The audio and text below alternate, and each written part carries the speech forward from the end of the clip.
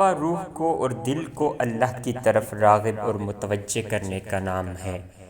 تو اس سے یہ پتہ چلتا ہے کہ توبہ اسلام نے ندامت کو قرار دیا ہے۔ بندہ شرمندہ ہو اپنی غلطیوں پر، خطا کاریوں پر اور برے کیے پر نادم اور شرمندہ ہو جائے تو اس کا نادم ہونا ہی توبہ ہے۔ اور اللہ پاک کا کتنا کرم ہے اپنے بندوں پر کہ وہ گناہ کو ظلم کہتا ہے، لیکن محض گناہگار کو ظالم نہیں کہتا، اس لیے کہ گناہگار تائب ہو سکتا ہے۔ گناہگار کو وہ گناہگار اس وقت کہتے ہیں کہ جب وہ توبہ سے انکار کر دیتا ہے۔ گناہگار ظالم نہیں، اس لیے کہ اللہ پاک نے فرمایا، حدیث قدسی میں ہے کہ حضور علیہ السلام فرماتے ہیں کہ اللہ پاک نے فرمایا، اگر ساری کی ساری زمین پر رہنے والے بندے نیک ہو جائیں، میں کوئی بھی گناہ کرنے والا باقی نہ رہے، اور سب سجدہ گزار ہو جائیں اور عبادت گزار ہو جائیں، اور زمین کے اطراف و اکناف اور کسی بھی گوشے میں کوئی شخص ایسا نہ رہے جو گناہ کر رہا ہو، تو میں ساری کی ساری مخلوق کو ختم کر دوں، اور اس کی وجہ ایک ایسی مخلوق کو لے آؤں گا جو گناہ کرے اور پھر نادم ہو کر مجھ سے معافی مانگ لے۔ اس عزت والے رب کی عزت کی قسم، اس کی رحمت اور بخشش کو اتنا مزہ عبادت گزاروں کی عبادت پر نہیں آتا جتنا مزہ گناہ گاروں کی توبہ پر آتا ہے۔ جو شرمسار ہے گناہ پر، جو نادم ہے گناہ پر، باری تعالیٰ میں نے گناہ کیا تو مجھے معاف کر دے۔ بصورت دیگر سارے اگر نیکیاں کرنے والے ہوں تو پھر ہر کوئی اس سے اجر مانگے گا۔ گناہوں کی معافی کون مانگے گا؟ وہ تو معاف بھی کرنا چاہتا ہے، وہ غفور الرحیم بھی ہے، رحم تو کرتا ہے، لیکن جو رحم مغفرت کی صورت میں ہے اس کی شان ہی کچھ اور ہے۔ اس لیے اللہ تعالیٰ کو یہ پسند ہے، قرآن گواہ ہے، قرآن مجید میں فرمایا کہ اس لیے ظالم نہیں کہتا کہ گناہ گار کے تائب ہوئے کا امکان موجود ہے، اور اس کو ظالم کیوں کہا جائے کہ جس نے اگر ایک لمحے میں ندامت کے ساتھ آنسو گرا کے معافی مانگ لی تو وہ اتنا پاک ہو گیا جس طرح ماں باپ کے پیٹ سے اب پیدا ہوا۔ گناہ سے توبہ کرنے والا ایسا ہے جس طرح اس نے گناہ کیا ہی نہیں۔ جو ماں کے پیٹ سے پیدا ہونے والے بچے کی طرح گناہوں سے پاک ہو سکتا ہے، اسے رب کی رحمت ظالم نہیں کہتی، لیکن گناہ کو ظلم کہتی ہے۔ ارشاد فرمایا گیا، اور اے حبیب، اگر وہ لوگ جب اپنی جانوں پر ظلم کر بیٹھے تھے آپ کی خدمت میں حاضر ہو جاتے، میرے محبوب اگر لوگ اپنی جانوں پر ظلم کر بیٹھیں تو تیری بارگاہ میں آ جائیں، حتیٰ کہ شرک کو بھی ظلم کہا۔ شرک بہت بڑا ظلم ہے، ہر گناہ کو ظلم کہا، اور شرک کو بھی ظلم عظیم کہا، اور گناہ کرنے والوں کو یہ بھی کہا۔ آپ فرما دیجئے، اے میرے وہ بندو جنہوں نے اپنی جانوں پر زیادتی کر لی ہے، تم اللہ کی رحمت سے مایوس نہ ہونا۔ ان اللہ یغفر الذنوب جمیعا، بے شک اللہ سارے گناہ معاف فرما دیتا ہے۔ اللہ تعالیٰ تو وہ ہے جو سارے کے سارے گناہ معاف کر دینے والا ہے، اس کی بارگاہ میں وہ گناہوں کے معاف کرنے پر آ جائے تو کوئی کمی نہیں۔ وہ تو اتنا رحیم و کریم ہے، وہ سارے گناہ معاف فرمانے والا ہے۔ جب وہ سارے گناہ معاف کرتا ہے تو اس کی رحمت سے مایوس کیوں ہو؟ گناہ کو جانوں پر ظلم قرار دیا لیکن رحمت سے مایوس نہ کیا۔ اللہ لا یہدی القوم الظالمین، اور اللہ ظالم قوم کو ہدایت نہیں فرماتا، یعنی ظالموں کو رحمت سے دور کر دیا۔ جو ظالم ہو گئے ان کا اللہ کی رحمت میں کوئی حصہ نہیں، ظالموں کے لیے ہدایت میں کوئی حصہ نہیں، تو ظالموں کو دور کیا جا رہا ہے۔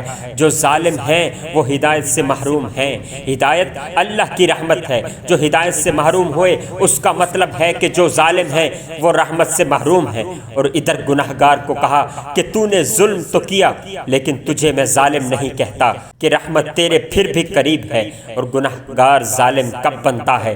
محض گناہگار ہو کر ظالم نہیں بنتا، چونکہ رحمت کی خوشخبری قائم ہے۔ وہ ظالم اس وقت بنتا ہے جب قرآن نے کہا، اور جس نے توبہ نہیں کی سو وہی لوگ ظالم ہیں۔ جو گناہ کرتا ہے اور رب کی رحمت دیکھتی رہتی ہے کہ اب نادم ہو جائے گا، اب معافی مانگ لے گا، رب کی رحمت دیکھتی رہتی ہے یہاں تک کہ توبہ کا زمانہ گزر جاتا ہے اور گناہ کرتا چلا جاتا ہے، ظلم کرتا چلا جاتا ہے اور توبہ کا زمانہ گزر جاتا ہے اور توبہ نہیں کرتا۔ ظالم وہ ہے جو توبہ نہیں کرتا۔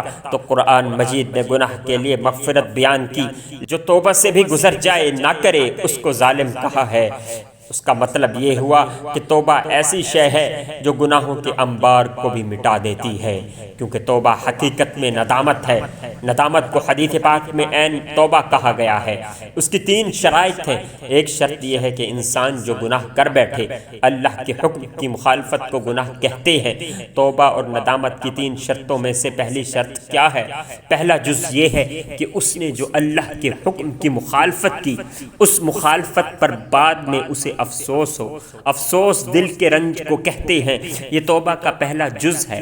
اور اس کے بعد دوسرا جز یہ ہے کہ جب اس نے اللہ کی اطاعت کو چھوڑا اور اللہ کے حکم کی مخالفت کی، گناہ کا ارتکاب کیا، تو خود کو گناہ کے سبب سے ذلیل سمجھے۔ اللہ کے حکم کی مخالفت کو یاد کر کے احساس ندامت پیدا ہو۔ اور تیسرا یہ کہ اس کے چھوڑنے کا پختہ عزم کر لے، پختہ ارادہ کر لے کہ میں باری تعالیٰ اب تو مجھے معاف کر، میں دوبارہ اس گناہ کے قریب نہیں آؤں گا، دوبارہ تیرے حکم کی مخالفت نہیں کروں گا، اس گناہ کو ہمیشہ کے لیے چھوڑنے کا عزم کر لے۔ یہ تیرا جز ہے۔ جب انسان یہ 3 شرائط پوری کر لیتا ہے تو اس عمل کو توبہ کہا جاتا ہے۔ جب یہ 3 شرائط اس نے پوری کر لی، ادھر اللہ کا دست مغفرت اٹھا اور نامہ اعمال کی جو تختی تھی اس سے اس کے گناہ کا وجود اس طرح مٹا دیا گیا جیسے گناہ کیا ہی نہ تھا۔ ہم سے بھی کوئی معافی مانگتا ہے، اگر ہم بھی معاف کرتے ہیں لیکن معاف کر کے بھی دل سے نہیں بھلاتے، کتنا حوصلہ ہے اس کی رحمت کا کہ کوئی بڑے سے بڑا ظلم ہی کیوں نہ کر لے، جب وہ تائب ہو جاتا ہے تو وہ اس کی تختی اعمال سے اس کے گناہ کے نام و نشان کو یوں مٹاتا ہے جیسے گناہ کیا ہی نہ تھا۔ اگر وہی گناہ یا کوئی اور گناہ اسی شخص سے پھر صادر ہو جائے تو اس دوبارہ صادر ہونے والے گناہ کو تو لکھا جائے گا، حالانکہ وہی گناہ اس نے دہرایا جو پہلے تھا، لیکن یہ گناہ کر کے بھی پہلا گناہ جو ہے وہ پھر بھی مٹا کا مٹا رہے گا۔ یہ اس کی رحمت کا ظرف ہے۔ اگر اس نے پھر وہی گناہ لوٹ کر 70 مرتبہ بھی کر لیا، جبکہ 69 مرتبہ اسی گناہ کے بعد اس نے توبہ کر لی تھی، یعنی ہر گناہ کیا اور پھر اسے ندامت ہوئی، احساس ذلت ہوا اور ترک گناہ کا اس نے ارادہ کیا، صدق و دل سے، نیک نیتی سے، سچے دل سے، دھوکے سے نہیں کہ زبان سے کہہ رہا ہو کہ باری تعالیٰ معاف کر دے، پھر نہیں کروں گا، اور دل میں یہ بات راسخ ہو کہ پھر کروں گا، یہ تو توبہ ہی نہیں ہے۔ توبہ وہی ہے جو سچے دل سے کی جائے۔ تو اس نے سچے دل سے گناہ کی توبہ کی اور ارادہ کیا کہ آئندہ گناہ کروں گا، اور پھر توبہ ٹوٹی اور وہی گناہ کر بیٹھا، اور ارادہ کیا کہ آئندہ نہیں کروں گا، اور پھر توبہ ٹوٹی اور وہی گناہ کر بیٹھا، اور ارادہ کیا کہ آئندہ گناہ نہیں کروں گا، آئندہ نہیں کروں گا، اور پھر توبہ ٹوٹی اور وہی گناہ کر بیٹھا، اور پھر جب دوبارہ گناہ ہو تو پھر نادم ہوا، پھر اس نے توبہ کی، سچے دل سے اللہ نے معاف کر دیا، اور تیسری بار پھر لغزش ہو گئی، پھر وہی گناہ کیا، تو سچے دل سے توبہ کر کے ٹھیک کیا یہ ممکن نہیں کہ بعد میں وہی گناہ غلطی سے کر بیٹھے۔ اس طرح اس نے 69 مرتبہ گناہ کیا، ہاں ایک ہی گناہ کیا، باقی جو اس کے پاس گناہ تھے ان کا معاملہ جدا ہے، وہ جدا ہے۔ ایک ہی گناہ 69 مرتبہ کیا اور 69 مرتبہ توبہ کی، اور 70ویں مرتبہ اس نے پھر وہی گناہ کیا۔ اس بخشش والے رب کی بخششوں کا حوصلہ ہے کہ جب وہ 70 مرتبہ گناہ وہ کرے گا، 69ویں توبہ کے بعد اس کے نامہ اعمال میں وہی ایک گناہ لکھا جائے گا۔ یا اللہ، آپ میری امید نہیں میرا یقین ہے۔ یا اللہ، میرے دل کو منافقت سے، میرے عمل کو دکھاوے سے، میری زبان کو جھوٹ سے اور میری آنکھوں کو خیانت سے پاک کر دے۔ ہم آزمائشوں کے قابل نہیں ہیں، ہمیں بس اپنی رحمتوں سے نواز دے۔ یا اللہ، ہم سب مسلمانوں کی نیک دعاؤں کو قبول فرما۔ حاضرین محترم، اگر آپ کو یہ حدیث مبارکہ کی ویڈیو میری پسند آتی ہیں تو میری حوصلہ افزائی کے لیے اس چینل کو ضرور سبسکرائب کیجیے اور بیل آئیکن کا بٹن ضرور دبائیے تاکہ آنے والی ہر نیو ویڈیو حدیث پاک کی آپ تک بر وقت پہنچ جاتی رہے۔ اللہ پاک آپ سب کا حامی و ناصر ہو۔ السلام علیکم ورحمۃ اللہ وبرکاتہ۔